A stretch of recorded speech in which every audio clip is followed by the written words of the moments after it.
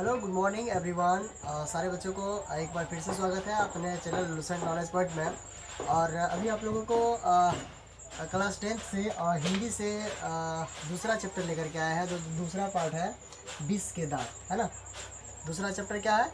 20 के दांत। इससे अभी हम लोग इस चैप्टर में जितने भी महत्वपूर्ण ऑब्जेक्टिव प्रश्न बनेंगे उन सारे प्रश्नों को अभी हम लोग सॉल्यूशन करेंगे और एक बार में ही समझाने का प्रयास करेंगे ताकि आप लोगों को आसानी से याद भी हो जाएगा और परीक्षा में आप लोग आसानी से बना सकते हैं। तो आइए हम लोग प्रश्न को शुरुआत करते हैं।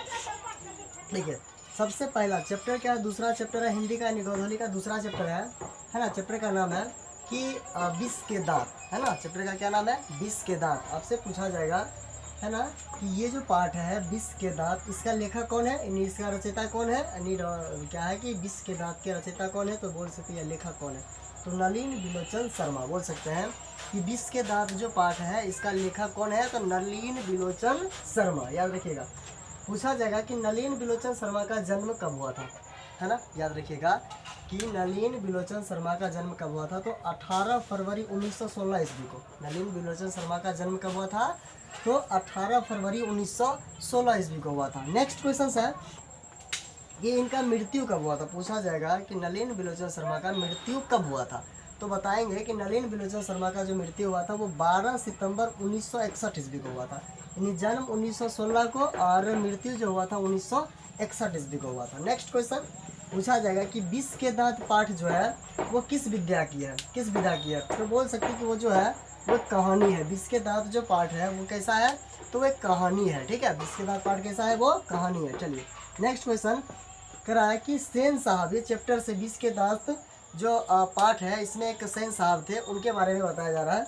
ये कह रहा है कि सेन साहब खोखा को, है ना, बनाना चाहते थे। बताइए, सेन साहब खोखा को क्या बनाना चाहते थे, तो सेन साहब खोखा को इंजीनियर बनाना चाहते थे। सेन साहब खोखा को क्या बनाना चाहते थे, इंजीनियर। अगला क्वेश्चन देखेंगे, कह रहा है कि सेन साहब की आंखों का तारा, हाँ बताइए, सेन साहब की आंखों का तारा कौन था, तो सेन साहब की आंखों का तारा जो था वो खोखा था। कौन था, खोखा। चलिए अगला क्वेश्चन इसमें है कि सेन साहब की पुत्रियां थी। बताइए, सेन साहब की कितने पुत्रियां थी, तो सेन साहब की 5, है ना। उसकी बेटी, सेन साहब की बेटी कितने थी, तो 5 बेटियां थी। ठीक है, अगला क्वेश्चन कर रहा है कि खोखा का नाम, बताइए खोखा का जो था उसका असली नाम क्या था। हम लोग तो खोखा को कहानी में कहा गया था, बट उसका नाम क्या था, तो खोखा का जो नाम था वो कासू था, है ना। उसको प्यार से कासू बाबू भी बोलते थे। अगला क्वेश्चन, मदन ने खोखा के कितने दांत तोड़े थे। कहानी में पढ़ाए थे कि मदन ने खोखा के कितने दांत तोड़े थे, तो 2 दांत तोड़ा था, 2 दांत तोड़ डाला था। ठीक है, अगला क्वेश्चन करा कि कौओं की जमात में शामिल होने के लिए ललक गए, है ना, होने के लिए कौन ललक गया था, है ना। क्या क्वेश्चन है कि कौओं की जमात में शामिल होने के लिए, है ना, कौन ललक गया था, तो हंस ललक गया था। तो कौवा किसे कहा गया है, मदन को कहा गया है, और हंस किसे कहा गया, सेन साहब का जो बेटा था कासू यानी खोखा, उसको हंस कहा गया। ठीक है, तो कह सकते हैं कि क्वेश्चन पूछा जाएगा कि कौवों की जमात में शामिल होने के लिए कौन ललक गया था, तो हंस। ठीक है, अगला क्वेश्चन, लड़कियां क्या है, कठपुतलियां हैं, किसे इस बात पर गर्व है, यानी कह रहा है कि लड़कियां क्या है, तो लड़कियां कठपुतली है ना। तो वो कठपुतली, लड़की जो कठपुतलियां है, इस बात पर किन्हें गर्व होता था, तो उनके माता पिता यानी सेन साहब और सेन साहब की पत्नी को गर्व होता था। चलिए अगला क्वेश्चन कह रहा है कि मदन के पिता,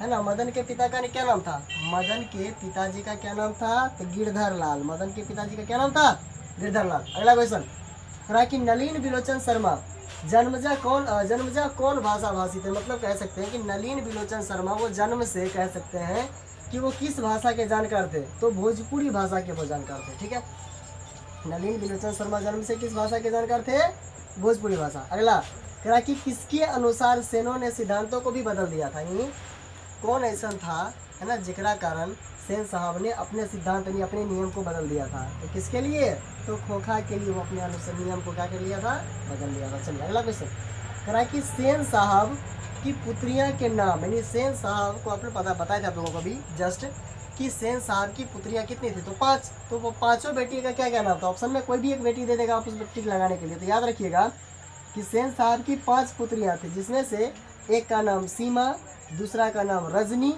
तीसरा का नाम आलो, चौथी जो थी उसका नाम शेफाली, और 5वीं जो बेटी थी उसका नाम आरती था। ठीक है, तो टोटल बेटी कितने थी सेन साहब की पुत्रियां? तो 5, जिसमें से एक सीमा, रजनी, आलो, शेफाली और आरती। चलिए अगला क्वेश्चन है कि मदन का उम्र है ना, तो मदन का उम्र कितना था बताइए फटाफट। मदन का उम्र जो था वो कितना था? तो 5-6 साल, कहानी में पढ़े थे। वो कितना साल था? 5-6 साल। अगला क्वेश्चन है कि कासू मदन के साथ किस खेल में शरीक होना चाहता था? कासू जो था यानी खोखा जो था वो मदन के साथ कौन से खेल में शामिल होने के लिए ललक गया था, है ना? तो वो था लट्टू, है ना, लट्टू खेल में था। चलिए करा कि लेखक के माता, है ना, अभी जो कहानी पढ़े थे 20 के दांत, इसके जो रचयिता है नलिन बिलोचन शर्मा, तो नलिन बिलोचन शर्मा के माता का क्या नाम था?